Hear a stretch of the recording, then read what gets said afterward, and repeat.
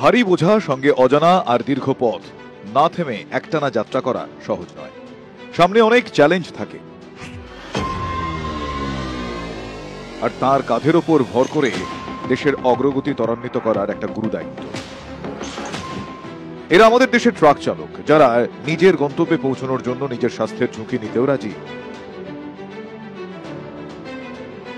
Truck চালকদের দায়িত্বে থাকা এই যাত্রা প্রায় তাদের শারীরিক ক্লান্তির মুখে ঠেলে দেয়।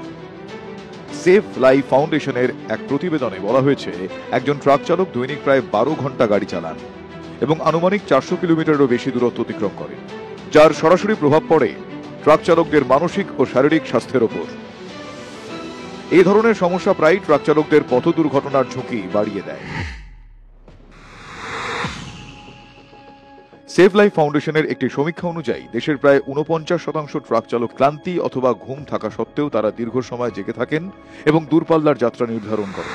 500 किलोमीटर 600 किलोमीटर चलाता हूँ। सफर लंबा हो तो वैसे चलाता हूँ। बहुत ज्यादा सेहत बेकार होता है।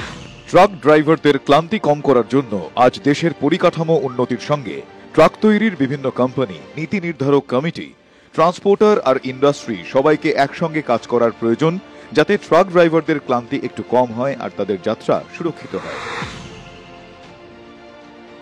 আজকের দিনে ট্রাকে আরামদায়ক সিট, এনবিএইচ ক্যাবিনের মতো অত্যাধুনিক প্রযুক্তি ব্যবহার করা জরুরি, যা চালকদের যাত্রাপথে সুবিধা প্রদান করবে। এছাড়া চালকদের ক্লান্তি কমাতে ও যাত্রাপথ সুরক্ষিত করতে টিল্ট এবং টেলিস্কোপিং স্টিয়ারিং, এএমটির মতো আধুনিক প্রযুক্তি ট্রাকে থাকাটা অত্যন্ত প্রয়োজনীয়, যাতে ট্রাক ড্রাইভারদের ক্লান্তি একটু কম হয় আর তাদের যাত্রা সুরক্ষিত হয়।